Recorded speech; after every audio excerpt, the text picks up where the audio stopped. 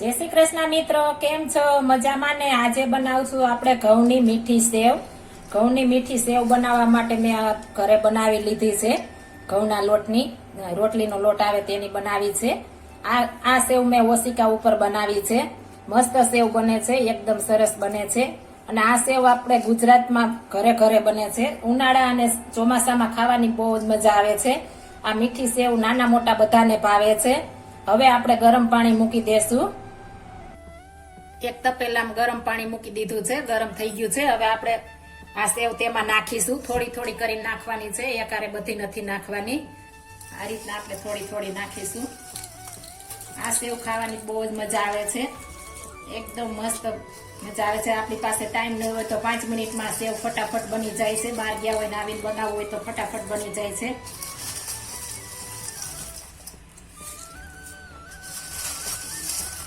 આ રીતના આપણે થોડી થોડી નાખી દેશું.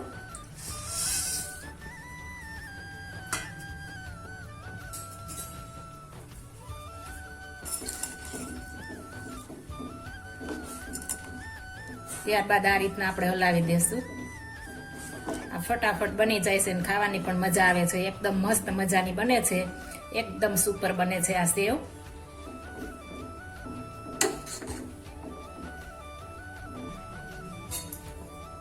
પાણી હજી ઉકળું નથી, ઉકળી જાય એટલે આપણે થોડો ધીમો ગેસ કરી નાખવાનો છે, એટલે ઉભરાય નહીં, નહીતર ઉભરાશે. ધીમે ધીમે ગેસે મસ્ત જળશે આપણી સેવ.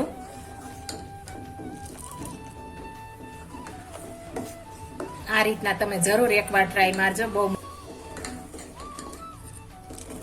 આ બજારમાં વેચાતી પણ મળે છે આ સેવ. તમે વેચાતી પણ લઈ શકો છો અને ઘરે પણ બનાવી શકો છો. આમાં તેલની કોઈ જ વસ્તુની જરૂર પડતી નથી. એકદમ પ્લેન લોટની જ બનાવવાની છે, નિમક કે કોઈ વસ્તુ નથી નાખવાની. એકદમ મસ્ત બને છે સેવ. આપણે સંચા વડે બનાવી છે મેં, અને ઓશિકા ઉપર પાડી પછી આપણે પ્લાસ્ટિકમાં પાથરીને સૂકવેલી છે. એકદમ મસ્ત બને છે.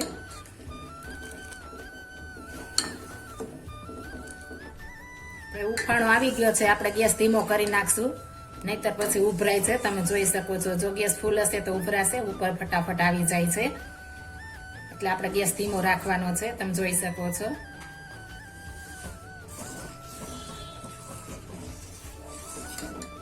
હવે ધીમે ધીમે ચડવા દેશું આપણે.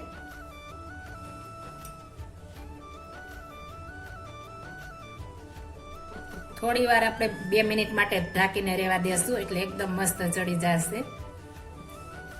એકદમ ધીમો ગેસ રાખવાનો, નહીતર ઉભરાશે. ને એક ખાસ ધ્યાન રાખવાનું, આપણે સેવ બાફવી હોય તો મોટું વાસણ લેવાનું, થોડી હોય તો પણ મોટું વાસણ લેવાનું, એટલે આપણી સેવ ઉભરાય નહીં એટલા માટે.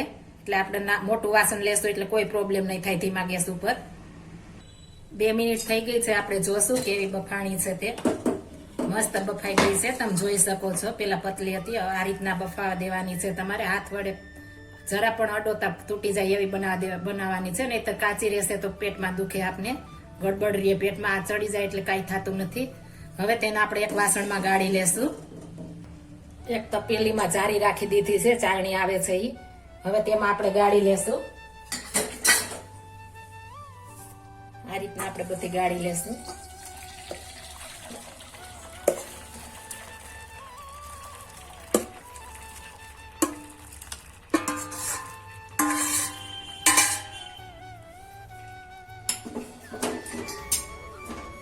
આ રીતના બધી નીતાળી લેવાની છે. બધું પાણી નીતળી જાય ત્યારબાદ આપણે ખાંડને નાખવાનું છે. પેલા આપણે નીતળવા દેશું મેં 1 મિનિટ માટે. આપણે બધું પાણી નીતળી ગયું છે. એક ડીશ મૂકી છે, આપણે એક ડીશમાં આપણે સેવ નાખીશું.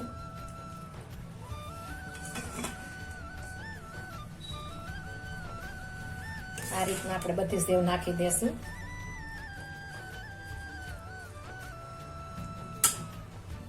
હવે તેમાં આપણે ઘી નાખીશું. તમારી રીતના જાજા થોડું વધારે લઈ શકો છો. ઘી નાખવાથી જ મસ્ત ટેસ્ટ આવે છે, એટલે થોડું વધારે ઘી નાખવાનું છે, એટલે આપણી સેવ ખાવાની પણ મજા આવે છે અને સ્વાદ પણ એકદમ મસ્ત આવે છે. હવે તેમાં આપણે ખાંડ નાખીશું. ખાંડ તમે તમારી રીતે લઈ શકો છો. જો ડાયાબિટીસની કોઈને પ્રોબ્લેમ હોય તો તમે ગોળ નાખીને પણ ખાઈ શકો છો. ગોળ નાખીને પણ મસ્ત સેવ ખાવાની મજા આવે છે. હવે આ બધું આપણે મિક્સ કરી લેશું આ રીતના. ત્યારબાદ આપણે સર્વ કરીશું. જો મારી આ રેસીપી પસંદ આવી હોય તો મારી ચેનલ લાઈક, શેર અને સબસ્ક્રાઈબ કરી દેજો. ફરી મળીશું નવી રેસીપી લઈને. જય શ્રી કૃષ્ણ. હવે આપણે સર્વ કરીશું.